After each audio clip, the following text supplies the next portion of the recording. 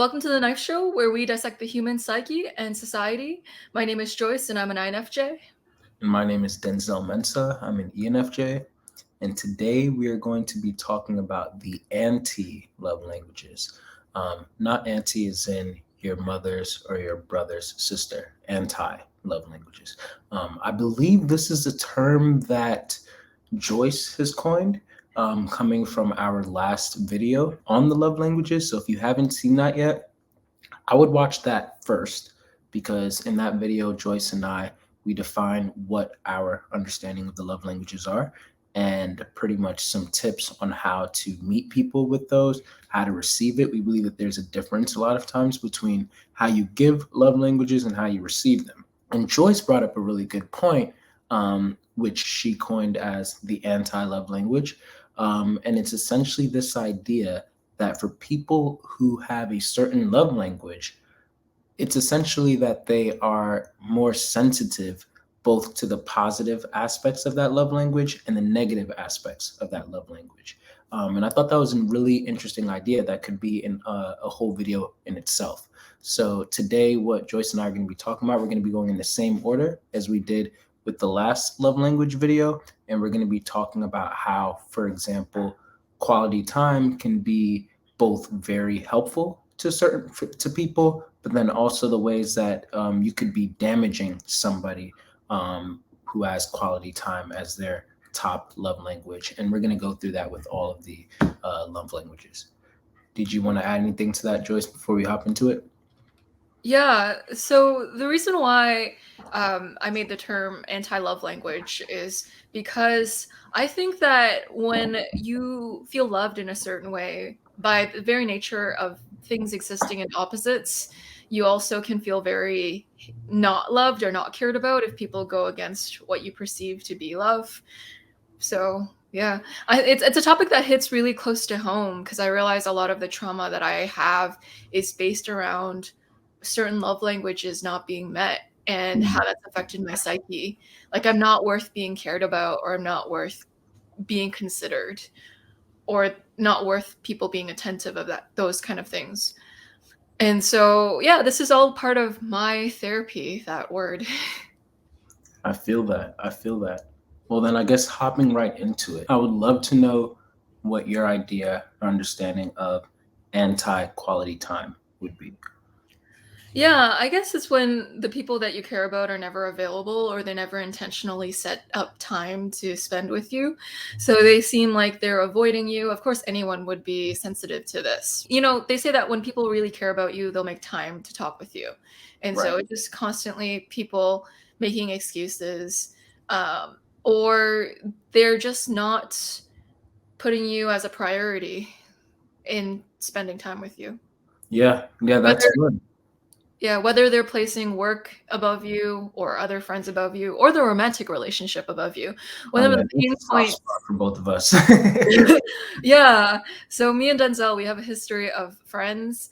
They get into romantic relationships and then they just drop us. They're like, "Oh, I don't have any more free time for my other, social obligations. It's just me and my lover in this island we've created together." And then we're like, "Well, that's a way that to give us the middle finger, right? Thanks." Right. Yeah, especially when after they break up, after some time, then all of a sudden it's like I have nobody to go to console because every time when I was having problems, I just went to my romantic partner to help me, and now they're the ones who is hurting me. And who do I go to? And it's like should have made sure to water your other plants too, because if you're watering only one plant and then that plant all of a sudden created a poisonous fruit for you, then it's like, dang, well, now I can't trust any of the fruit from this plant anymore. I probably shouldn't eat from that plant anymore. But wow, I haven't been watering any of the other ones. So anyway, we can rant about that. Shoot, that could be its own video. We're gonna bookmark that. But yeah, I fully resonate with what you said because I do believe the notion that we make time for what we truly care for and prioritize.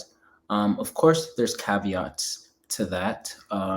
It's not always to say that we don't care about the things that we don't make as much time for, but you will always at least make time for the thing that you care for. Maybe not as much, but you'll still always make time for it.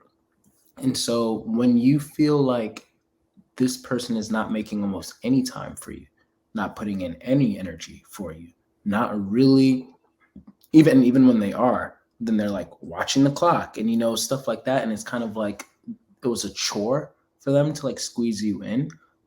If you have quality time up high for receiving, I think that can be very damaging, because once again, these anti-love languages means that you're extra sensitive. So that means that uh, you're sensitive to even the littlest bit of quality time that you're receiving. Like, it's going to be more beneficial and fruitful to you than other people. But in the same sense, the lack of it is going to be more hurtful to you than other people. And it's going to go like that with um, all of the other love languages. And so if you are, high on quality time in receiving, and you really love and appreciate someone, but it seems like that someone is just so busy with work or with just doing whatever else that they have to do, and they're not really investing that time in you. And again, there's a reason why it's quality time.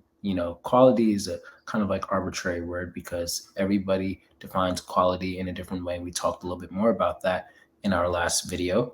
But whatever is quality for you, which of course you have to communicate with that person, if they're not taking the time to give that to you, then yeah, you can become very sensitive to that. And that can become a really big problem, which makes that an anti love language for quality time.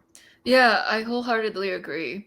And it's also hurtful because sometimes it's true, like they don't care. That's why they're not spending a lot of quality time with us. And it can be hard for people in general, and also I guess myself too, because I'm a person, to admit to ourselves that someone doesn't care about us, because we want to keep trying with the people that we admire or care about or want to befriend or want to get closer with. It's hard to let go because you can make excuses for them. You're like, oh, maybe they're busy because they're doing the XYZ. But most of the time, if a person's actions reflect that they're ambivalent about you, it's the truth 99% of the time, unless they're the busiest person in the world. But I'm sure even Elon Musk has time for his lovers if he actually cares about them. So, Yeah, that's true. And I guess moving on from there, second love language, or anti love language, that we're going to be talking about is acts of service. And Joyce actually already gave a good example of this in the last video. But we're going to go ahead and not only repeat that for those who maybe have not seen it, which you should go watch the other video before you watch this. But just as a reminder, Joyce, could you remind us what happened with you and your father, and then use that to kind of like volley off of what an anti-love language would be for acts of service? yeah, so essentially, acts of service is when you're able to lift a burden of a task off of someone so they have less things to do. And so, how you can make this into an anti-love language is if you add on to the number of tasks someone has to finish, or you make the whatever they're doing harder for them. For instance, an acts of service that I failed at was I had to take my dog to the vet, and I told my dad the wrong address, and so he had to drive a while to get to the actual place, and he was so pissed off. And he's best loved through tasks being easier for him or his routine not being disturbed. And so when someone really knocks him off of what he was expecting, you don't get a happy camper. You get someone who's super hissy fitty the whole way there. And so I totally violated his acts of service love language by being a ditz. Yeah. And I could definitely see this for other people who also have acts of service, because again, since especially for receiving, if they are like, the best way that you can show me love, or one of the top ways that you can show me love, is by relieving a burden from me, just like with the previous one of the best ways that you can show me that you love me is by spending quality time with me. So with the acts of service, like, okay, if you're adding a burden to me, that means that you're pretty much saying that you hate me. Like, because if you're taking away a burden, that means that you're telling me that you love me. If you're adding burdens to me, then, well, what else am I supposed to think from that? And that could be obviously it's hyperbole and dramatic, but to an extent, I feel like that's how our minds really receive things. Like, oh, uh, this is really like going to be an issue for me, or this is what you are communicating to me through this act, through even if it's by mistake, which intention definitely matters, but if it's by mistake, it could still hurt the person in a way, and that's where the anti-love language of acts of service can often come into play there. And it's hard to respect love languages that we don't have in in our love language as high up. So for me, acts of service is no big deal. If as things go wrong task wise, I'm very easy to like. I don't. It's no sweat off of my back, and I don't mind if people do acts of service poorly for me. It's not the way that I get love. So I get quite shocked when people overreact. Oh, it looks like overreacting from my lens, right? Because it's not my love language. So I'm like, you're not reacting the way I'm reacting to this. You're making a bigger deal out of this. But it's not true. It's just not my love language. That's why I don't react. That's a very good point, because yeah, I very much relate to that. Like, to me, I would have been like, oh dang, Joyce, I mean, yeah, that sucks, but we all make mistakes. But then I do know people who would be like, how could you have given me the wrong address? Did you not take the time to think? And then, from my perspective, like, whoa, you're kind of ODing over here. Like, it's really not that serious. Let's just focus on fixing the issue. But to them, yeah, if they have like that acts of service as a receiving thing like higher, then it's like they're already thinking about all the other stuff that they have to do. And it's already a burden for them. And it's like nobody else is handling those burdens for me, and now you're just adding on to my plate, And so then it's just a problem there. Um, I think that one of the scenes that come to mind is obviously from my one of my favorite movies that's ever been made and has had such a deep imprint on me, Bridge to Terabithia. There's a scene where Jess's father, like, because Jess apparently lost his keys, then Jess's father came into the room. And I believe that Jess's father was an ISTJ. And I think that acts of service for him, receiving, was very, very high. And he did a lot of things for the family, obviously. But I think that because he often felt like, yeah, I have to do these things. If I don't do it, who else will? Then he gave a lot of the chores to his son, and that was one of the best ways that Jess could show love to him. It's like by doing the chores for him. Well, it came to a point where Jess had borrowed the keys to do something for his dad, and then he had apparently never returned them. So his dad came into the room and he's like, hey, Jess, where are my keys? And then the scene just cuts into them in the greenhouse, and Jess is like looking for them. He's like, I'm sure that they were right here and everything. And his dad is just complaining. He's like, well, why don't you just do this and just buy me some new damn keys? And boom, boom, boom. And finally, Jess snaps back at him. He's like, I said I'll find them. And that's the moment where I guess the dad catches like, oh, I guess I'm being a little bit irrational. Because for someone else, like, for me, sure, it sucks. Like, dang, I wish that you had found the keys. But and it's a rational thing. Like, you're adding more to my stress because I have other things I have to do, and if I can't get my keys, how am I going to drive here? Now I have to figure this out. It's making my life harder. But I would think, well, Jess didn't lose the keys on purpose. There's a difference between somebody who's just really just a careless person versus someone who just made a sincere mistake. But if you're extra sensitive to acts of service, then you're going to be sensitive to when somebody adds a load to that plate. And unfortunately, I guess your father was similar in that situation. Yeah, and my father was an ISTJ too, so that makes double sense. Yeah, there are areas where we have all love languages to little degrees too. So I can have a little bit of acts of service in the form of I liked to have privacy, and I like it when people's acts respect my privacy. So, for instance, my mother is an extreme socialite, and she invites like 20 people over for a barbecue spontaneously with no warning.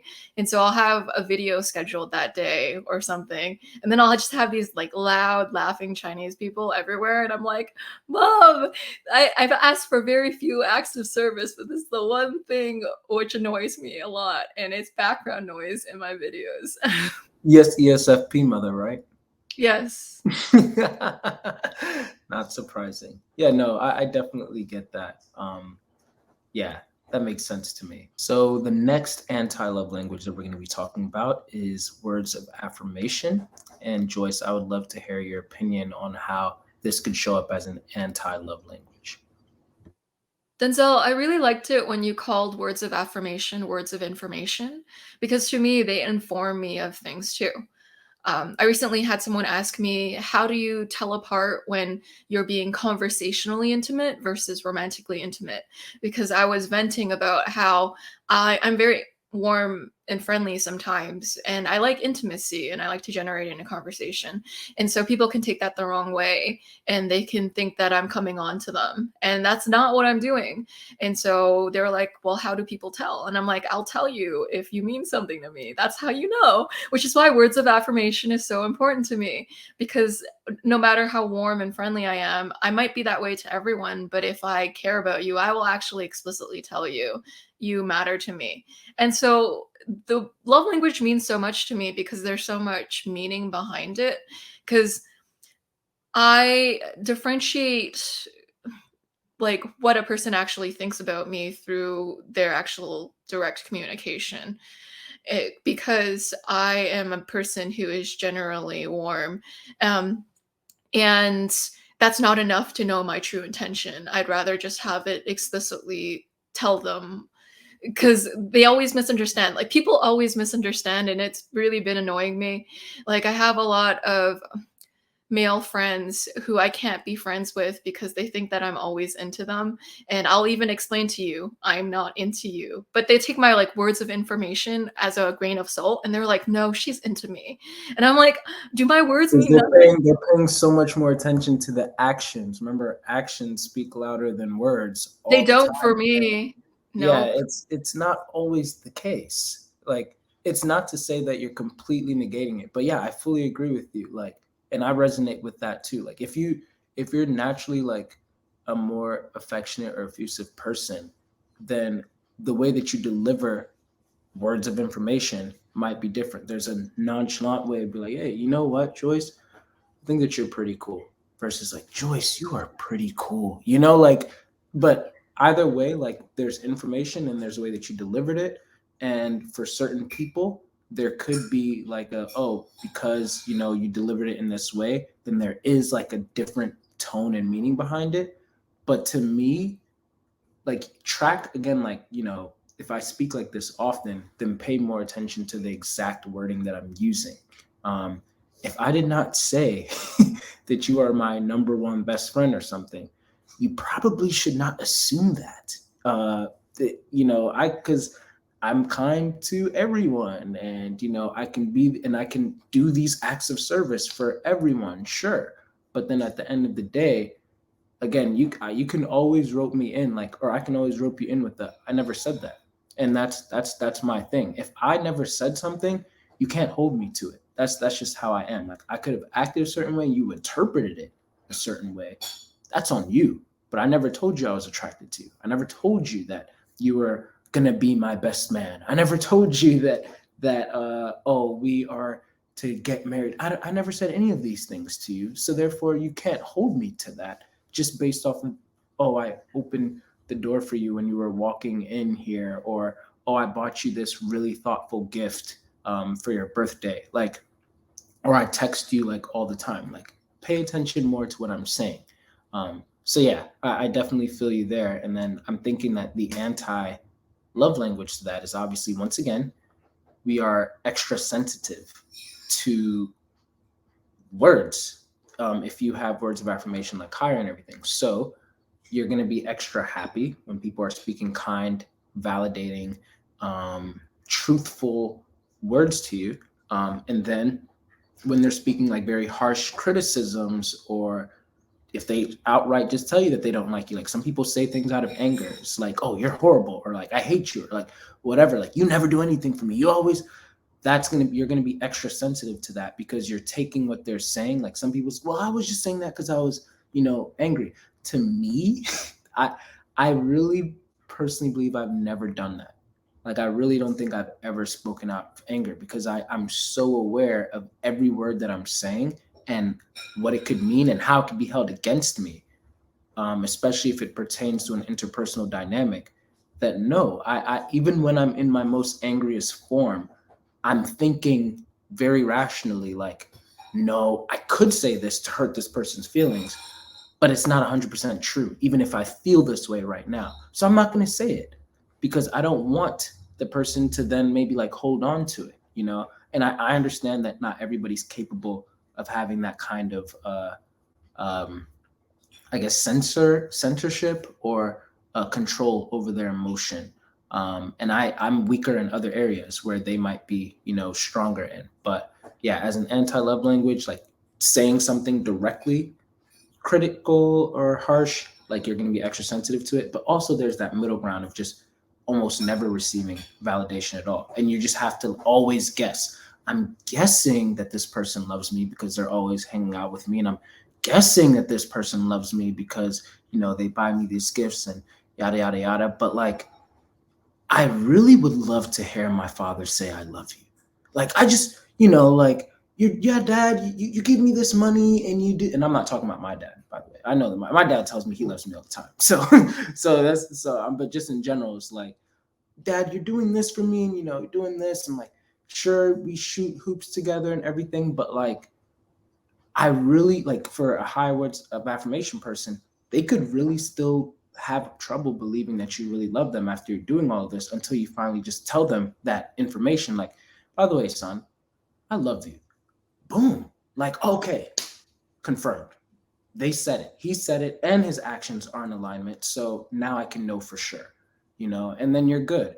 Of course, with certain people, if their actions are a little bit like weird or they're moody or whatever it might be, then it's like you might need a little bit more validation from them because people's feelings can change within a matter of moments. But I think that that's where the anti-love language can come in. And then the last thing I wanted to just comment on before I toss it back to you is something that stood out to me recently. It was like at the beginning of Avatar: The Last Airbenders theme song or theme opening, whatever.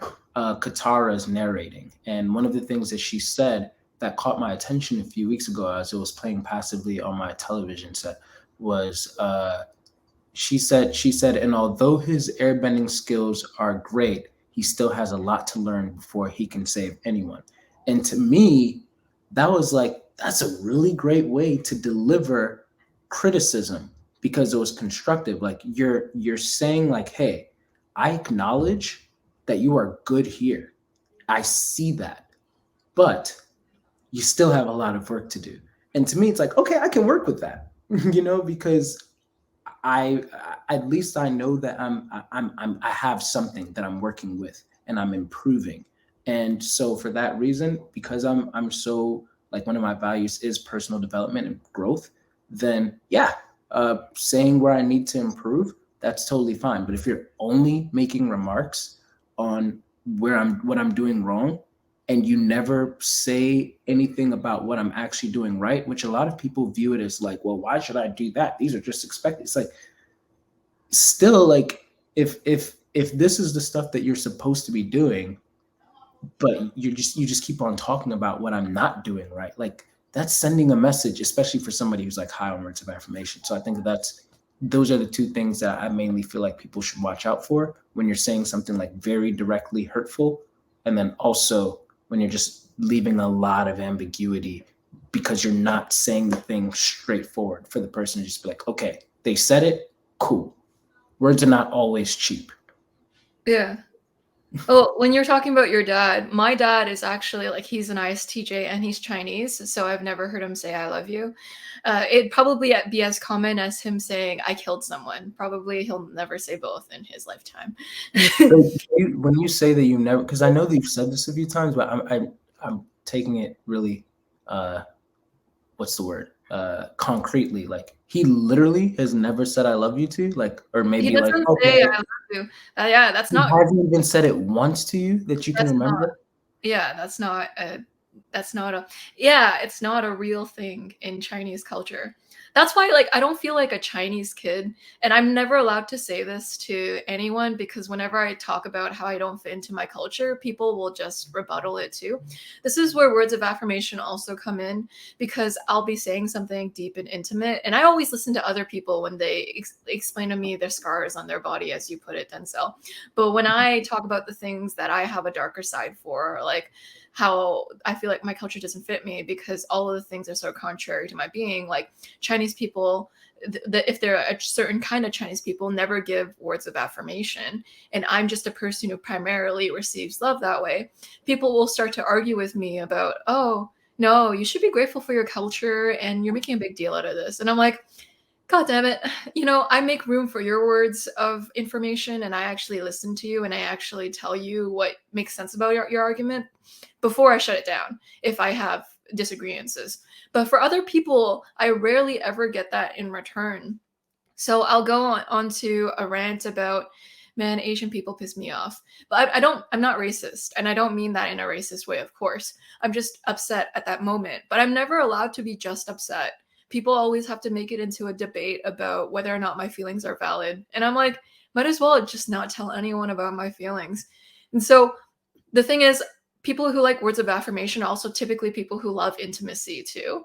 And so that just kills the intimacy. I'm like, okay, so I'm not going to tell you about the things that actually have impacted me as an individual because all you hear is true or false with this. And I'm not asking you for your true or false. I'm asking you, like, I'm telling you about how it's like to be human from my perspective. And it gets shut down. And that plus the lack of words of affirmation, you know how they say you need a certain amount of hugs a day to feel okay?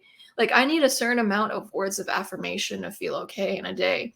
And it might be pathetic to some people, but it's just how I work. Yeah, And you can't help that this is what you need. Maybe if it were up to you, then you would change that about yourself. But it's not up to you. This is how you were wired. This is how you were born. This is what your trauma has led you to. And if you're starved for something, you're starved for something. So it's not pathetic. But yeah, I feel you. That's really sad, though. it is, yeah, it sucks. It's hard for people who don't have your love language to understand that you need it. So you can explain to them, I would like it if you did more of this. But it's very easy for them to say, well, no, you don't need that because I don't need that. And I'm like, we're not built the same. So it's not fair to judge my needs by your needs. And I guess I feel really slighted because I always consider other people's needs. So I'm like, all right, you like acts of service, and I know I'm not like that, but I'll try my best to accommodate you. But other people don't do the same for me. And so I'm like, oh, there's just these 2-second things you could do to make me feel so happy. And they don't do it because they don't need it. And so they just dismiss my needs. And so I am a really traumatized person because of that. I was thinking today about how I have maladaptive daydreaming. So I actually have this world in my head that I've created. And it's extremely elaborate and it's basically just my imagination of how it would feel like to have someone care about my well-being and like to care about like being intentional with not placing their convenience over my well-being, because what it is when they do that is they're placing their convenience of them not having to change above your existence or well-being. And so I have this like maladaptive coping strategy of just having the imagination of how it would be like to have someone who actually did consider my well-being in advance in a very nuanced way, because that's kind of what keeps me going because I'm not considered in my day-to-day life. What helps me feel sane is to feel considered by the fake someone in my head, because it just gives me that kind of hope, or like it gives me that simulation of how it would feel like to be considered. Wow. I kind of relate to that. That's interesting, especially the whole like fake someone in your head kind of thing. Like I used to have this not even used to. I kind of still have the fantasy. I haven't put it into action yet though. But I pretty much had this idea a couple of years ago where it's like if I were to keep a journal, and it's almost like a little bit like Doug, the cartoon, where it's like okay, I'd have this like journal and I keep track of everything that's going on that day. But instead of like actually having it be concretely everything that happened that day, I embellish it with things that I probably would have liked to happen. So maybe if I'm on the beach or something and I'm, just with people who seem to not really give a squirrel like anything about me. And then two other people walk past and then they're like, "Oh my gosh, are you Denzel? Like we love your insights and you've helped me with my relationship with my boyfriend or whatever, like what you said over here." It's like, "Are you guys friends with him? You guys are so lucky and whatnot." And like, just something that like would make the people like around me like, "Oh wow, maybe he's a little bit more golden than we think he is," because familiarity breeds contempt. So it's like, "Oh, I think that we really don't know how much is in him." And it's not, again, like in a boasting way, like, "Oh, I'm better than anyone else," but just like, "Oh, I wish that people saw more value in me." It's mainly the people that, I'm around. And so then I'd kind of like have this like maybe fantasy of uh these people like in the journal like who did see the value, and these two people maybe who maybe walk past on the beach, they're not going to like stick around, but they were just the spark to maybe incite the actual friends that I have around me, like, "Hey, so what video were they talking about? Like, do you mind if you send me the link?" And I don't know, like maybe then we from there we could have an even more deeper dynamic, because all of my videos are usually tailored for intimacy to begin with. So it's like, okay, as I'm sharing more of myself, then hopefully you can share in response, like, "Wow, I relate," or "I don't relate, but this is why," or like, and then now we have something to converse about. Almost like, what you and I are doing here. Uh, but yeah, I definitely feel you on all of that, and it's unfortunate how that can come to the case. And I can definitely see how anti love language could be damaging there, especially when you've been through certain things. Yeah, and it's almost like when you try to get your needs met through your love language, it even counteracts or backfires, so you even get more of your needs unmet. So for instance, with people misinterpreting my words of affirmation, I backtrack and I try to like correct that understanding. And what will happen is they won't believe me. So then now I have a self concept where I see myself as an honest person. And so when someone is implying that I'm a liar, then it just creates a double edge. It's you're cutting me with two swords. Like one, you're not even meeting my love language, and two, when I try to get that need met, it just gets even worse because now you think I'm a liar, and I see myself as a truthful person. So now I just want to kick you. We heard it here first. Joyce wants to kick those who assume that she is a liar. No, but seriously, I again fully relate with that, because my whole thing is sincerity. I think I tweeted one time like the biggest compliment for me is when people believe my words, or at the very least believe that I believe what I'm saying, um, and that I'm sincere, genuine, and honest with what I'm saying, because I put so much thought into it before I just said it. I'm not just saying things out of the emotions of the moment. It's like I'll feel the emotions of the moment and then I'm like, wait, let's filter this. Is this accurate before I say it? Yep, it is. And then I put it out. But if somebody's like, "Oh no, you don't really mean that," or like, you're just flattering me, that actually pisses me off. That's one of the ways where I can get like, "No, like I really did mean that. If I didn't mean that, I wouldn't say it." And I think I've scared a couple of people with that, because yeah, to me it really is just insulting. That's like, don't cheapen what I say, okay? Like, and I understand why they do it, because there's a lot of people who say cheap words, and that's why we have that famous phrase, "Oh, words are cheap," "Oh yeah, yeah, I'll pay you back," and then they never do, and stuff like that. But it's like, I'm not that type of person, and when I'm seen like that, even though I understand where the person is coming from, it's really, really hurtful to me. because of how opposite of that I am. Um, so yeah, I definitely feel that. And for me, once again, it's just very sensitive part of me where it's like, okay, then this makes sense.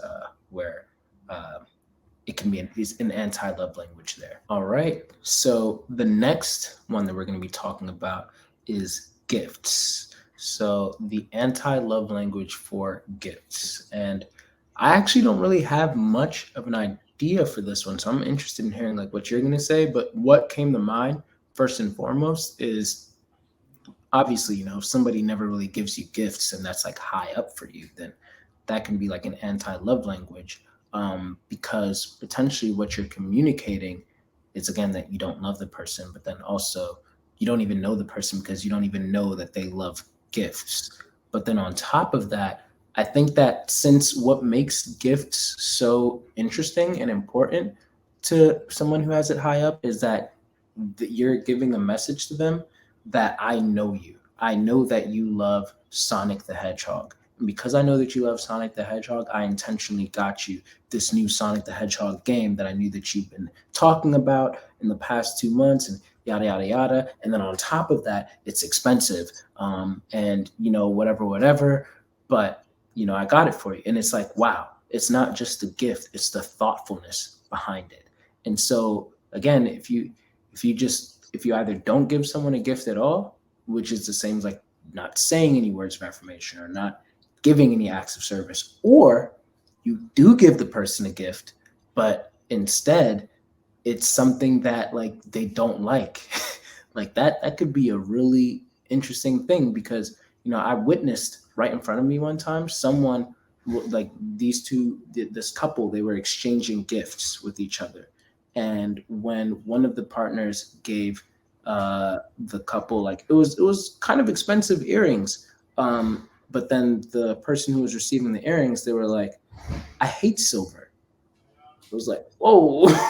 And so to them, it's probably almost like you may as well have never given me a gift to begin with. Whereas like with other people, they would have like if they have gifts lower, it's like, oh, I'm just at least appreciative that you gave me something. So I still see it as love. But for someone who has it higher, it's like, what? Like I would have actually then preferred that you didn't give me a gift because you giving me silver means that you didn't listen to me when I was telling you that I don't like silver, and you weren't being thoughtful with this gift, and therefore you're pretty much telling me that you don't care about me. And now that again, that sounds probably dramatic, but that's how they're interpreting it in their mind. Just like if you were to get them something that they really cared about, then it's like you're communicating to them, whoa, like you really listen to me and you really care about me. So yeah, that's what comes to my mind when I think of the anti-love language of gift giving. Yeah. I find the love languages, it's the main form that we find intentionality or purpose. For me, it's words of affirmation, right? The most intentional thing someone can do that I can think of in my mind would be words of affirmation the most frequently. I think with gifts, it depends on how the person interprets the gift and what it means to them. So, for instance, someone who has gifts high up, they might have gotten a friendship ring from someone that they really care about, like those best friend rings or something, and it means a lot because it's signaling, hey, you find that I'm your best friend through this ring. And so this is actually a true story. I had three friends and we all bought rings together, and I had one friend who would just wear it until it was like broken and like it was just ugly, but they were still wearing it, which signifies that gift is a higher up love language for them because they don't see it as just an object. They see it as a symbol of friendship, and I found that fascinating. And so gifts are a form of putting thought into something, but in a quiet way. And you can keep it and put it somewhere. So it's almost like this for certain objects. What do you call it? When it's crystallized and you can't really get rid of it, it's like this. Like a manifestation of some sort, It's a manifestation. or Yeah. materialization of something that is metaphysical. Yeah. Yeah. Yeah, Hmm. I definitely see that because then yeah, that's where symbols can come from. Coincidentally, I had an INFJ friend who, um, she and I were incredibly intimately close. She's actually the origin of when I started to understand the depths of intimacy and platonic dynamics, because there was no erotic energy there. Um, there was no romantic interest there and everything. We were just, again, like really, really close. And one of the things that we had in common was that we grew up loving A Series of Unfortunate Events, the book series. And it was actually like kind of like the friendship bracelet thing. Like she and I, like we both had decided to get this necklace together. And like I ended up getting it first. And she was planning on getting it, but then because of like financial issues and everything, then she wasn't able to. And I was even gonna buy it for her, but then she lives in Canada, so then I'm not talking about you, by the way, Joyce. Of course, you know that, but so many things. INFJ that's in Canada, all that. But anyway, no. But she lived in Canada and everything, so it was like the currency would have been different, and I don't know, it was just all this stuff. But yeah, long story short, she never ended up getting the necklace. And on top of that, uh, she kind of fell off the face of the planet, like not no longer on social media, uh, stopped texting back. Just I kind of really don't know what's going on anymore. And it's been maybe a year and a half to 2 years now, potentially.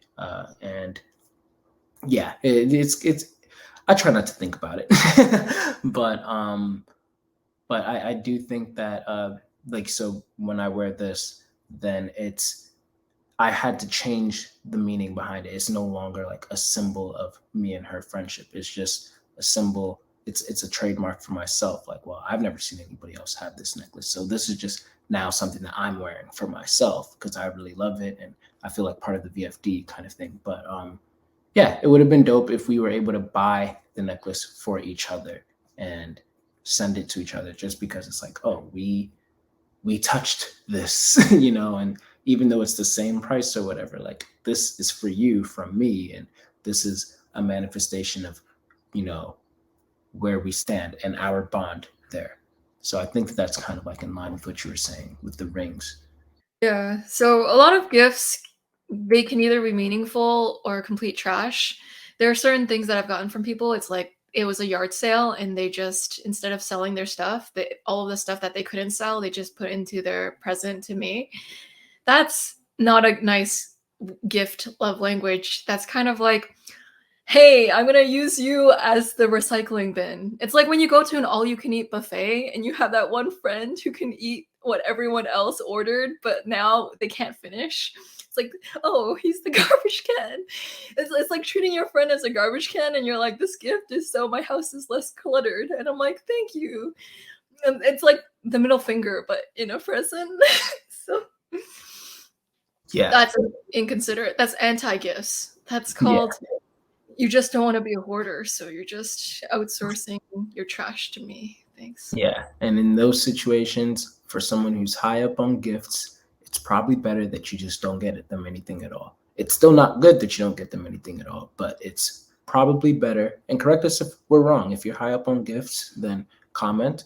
But yeah, it's probably better if you didn't get them anything at all, as opposed to you got them something that they really could just tell, like, you didn't put any thought here. You were just trying to check something off.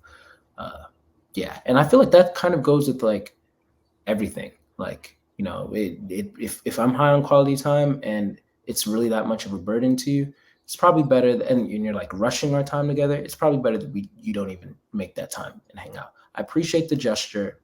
You did what you could, you tried, but it's not really, it's not quality because it's not coming from the heart. um, at least how I'm receiving it. Words of affirmation is like, if it's that painful for you, Dad, just to say that you love me, forget it. Like, it's all right. Thank you. You've tried your best or whatever. It's Uh, insulting if someone does that because yeah, it's like, oh, you're really not enjoying it while you're doing this. It just makes me feel like loving me is hard or something, or that yeah. Anti love language. So next, And last on our list for today is physical touch. Joyce, how would you say physical touch can show up as an anti-love language? Yeah, it depends. So, you know that touch but not touch kind of thing when you're almost touching someone's skin? Like when someone tries to touch you, but it's kind of creepy or it's kind of like they're touching you wrong. And it's like, hey, if you're in this weird zone where you're kind of touching me, but it's also kind of tickly and I'm not liking that, bro. Yeah, Or yeah, they're not being physical enough, so you're not able to feel love enough. So, a I think lack. it's I think it's tantric touch. I think that's what the original term for it is. Tantric is like my favorite word ever. It's always been. Know that. That's good to know. I'm looking up the definition now to make um sure. Related to or involving the doctrines or principles of the Hindu or Buddhist tantras, in particular the use of mantras meditation. Oh, so you know well, what? I actually see so I perceive that word a little differently.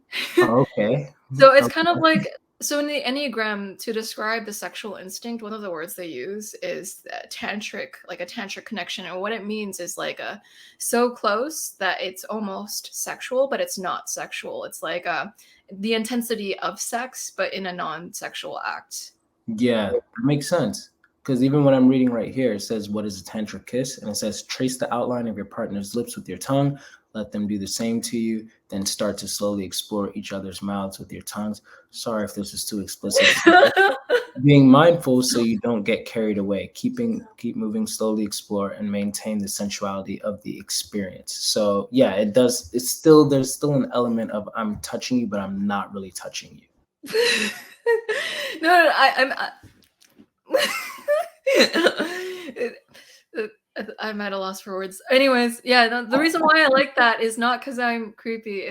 I like that because it's symbolic of I like to explore how close dynamics can be, and I feel like the word tantric is a word used to talk about how close things can be, like how close you can humanly be to someone.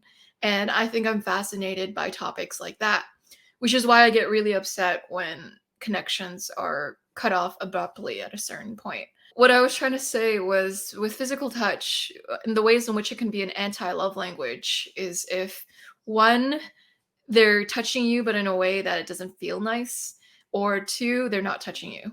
So, Yeah, I think there's just a theme throughout all of these anti-love languages. Either you are doing it in a way that is